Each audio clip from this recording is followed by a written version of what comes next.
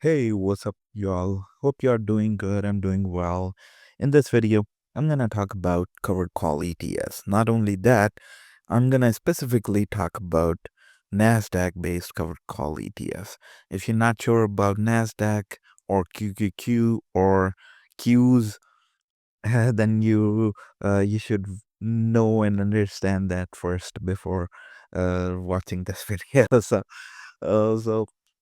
anyway, jokes aside, the portfolio currently is at around $193,000. For the year to date, I'm up close to 2.73%, which is exactly around the same as much as SPY or S&P 500 index ETF is up 2.68%. So I'm performing little better than S&P 500. And the thing that crushed my today's return is SCHD. SCHD went down 1.1%, whereas SPY or S&P 500 and Nasdaq 100, which is QQQ, are all up. QQQ is up 1.18%, so there's more than 2% gap here that SCHD has to fill, and that's what you get investing in dividend ETFs. But let's jump right into the topic of this video for which you are here. I wanted to compare, and I've tested these 6 ETFs along with the Qs. Basically, if you see, there's this ProShare Nasdaq 100 high income ETF. Then I have NEOS Nasdaq 100 income ETF. All of these ETFs are compared with Invesco QQQ Trust, which is based on Nasdaq 100 index. And then I have 4 more ETF. One is from Defiance, one is from Brownhill, JP Morgan, and Goldman Sachs. So what I've done is I'll show you guys both price comparison, price return overall, and total return, as well as the dividends that they pay. And at last, I'll also show you what is my strategy and which of the ETFs am I investing in, if any. And just a peek into that result, I I am currently investing in I do hold one of these ETF in my Roth IRA account. So without further ado, let's jump right into the stats. So if you see here, inception date for most of these are a year or 2 years old. Most of these covered call ETFs. And of course, our triple Q or Qs that we say, Invesco's QQQ, has been established in 1999. So some of you might not even born at that time. But that's what results in the asset under management, and of course the results themselves speak for themselves. You'll see in the matter of a minute. But you see here why asset under management, or AUM, for QQQ is close to $325 billion. That's billion with the B.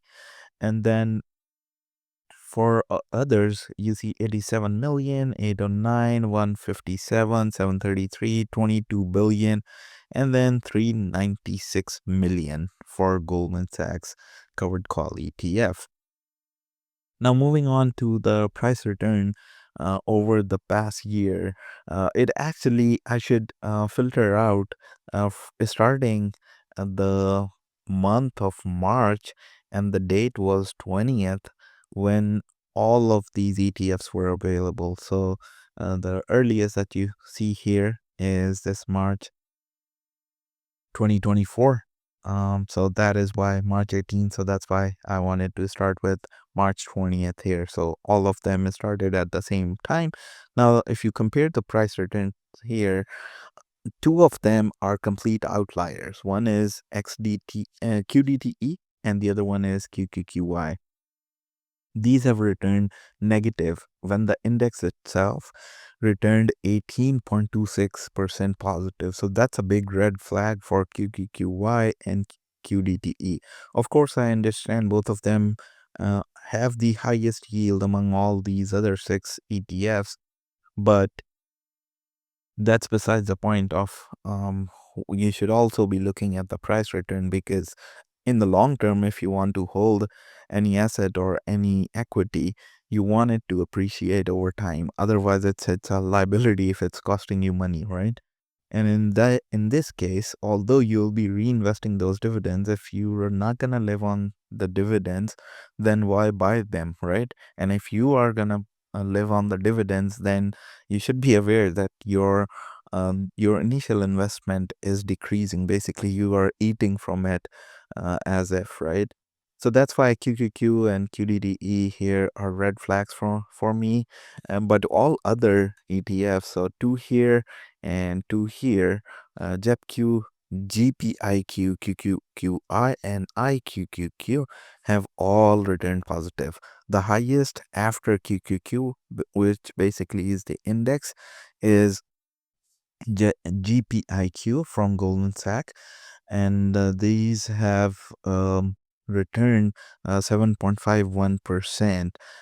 And the second one in the price return is IQQQ with 7 exactly, roughly around 7% price return. But uh, of course, if you invest in QQQ, you will have better price return. So one thing for sure is clear from this graph is that even when QQQ is going up, not necessarily all the covered call ETFs will appreciate in value. So you need to keep that in mind. But one other thing that you need to understand and realize is that if you are here in the for the long run, it's better to go with QQQ, because you are actually looking at the price return and not the total return. At least for if you are planning to invest long term, right? So then, the second thing that we need to look at is the total return as well. If you are in retirement and you actually want some extreme dividends to hit your bank account, then you need to look at the total returns. So total returns show a complete different picture. QDTE, which was lagging and was among the bottom two of the price return, QDTE is the best. It actually beats the index if you keep reinvesting your dividends. But I want to make one thing clear here, that the dividends that you get from QDTE are subject to tax. So if you are reinvesting those dividends completely 100%, then you need to understand at the end of the day, you will have to pay Uncle Sam the tax that you got from buying QDTE as an asset.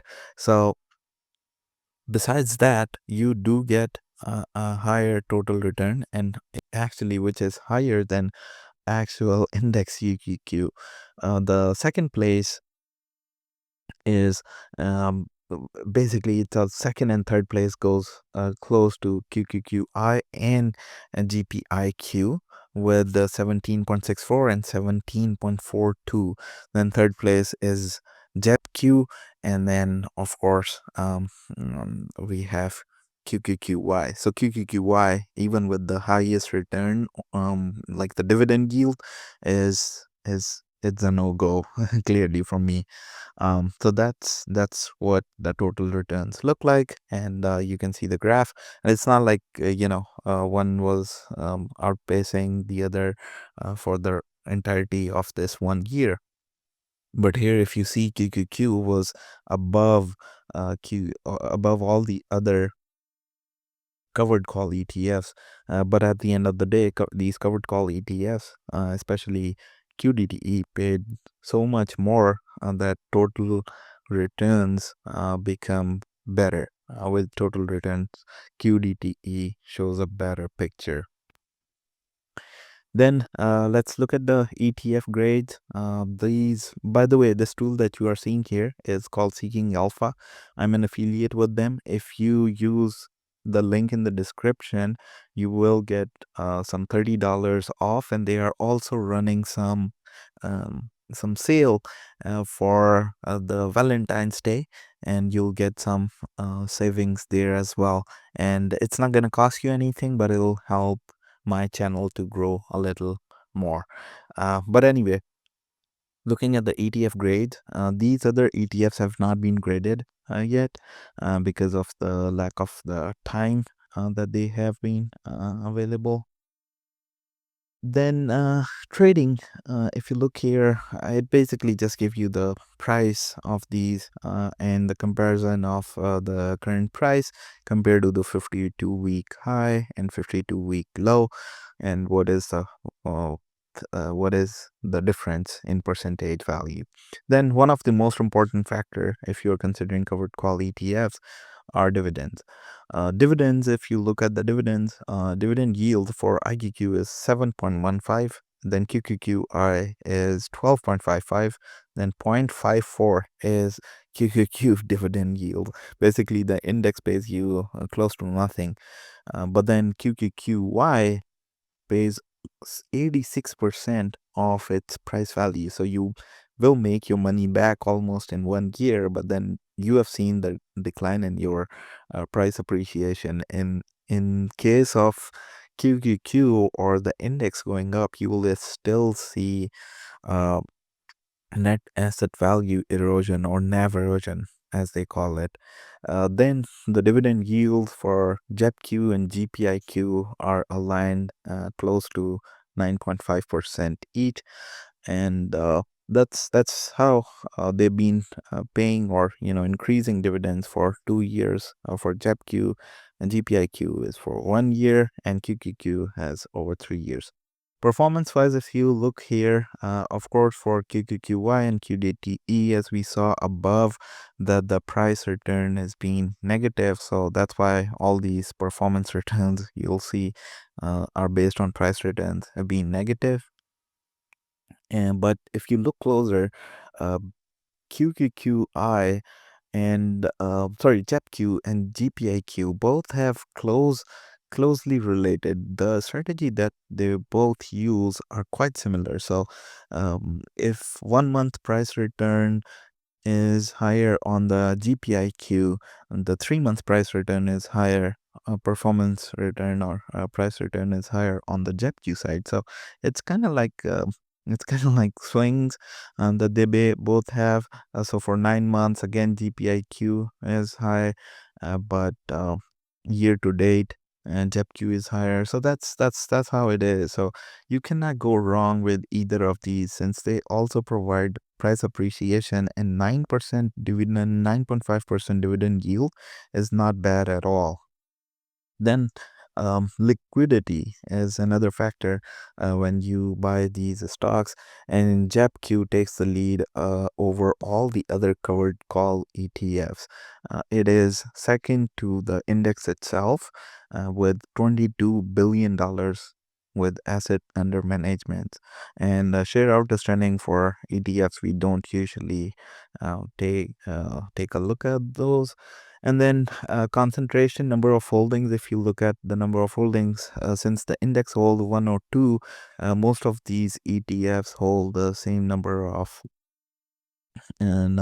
holdings, except QQQY and QDTE, which actually hold the index and then sell covered call on the index itself. And then technicals. If you are for long term, you don't have to worry about the technicals, but this is a basically a summary of the technicals price of these ETFs compared to 10-day, 50-day, 100-day, and 200-day moving average. So that's all there is to it that you see as comparison for Nasdaq covered call ETFs.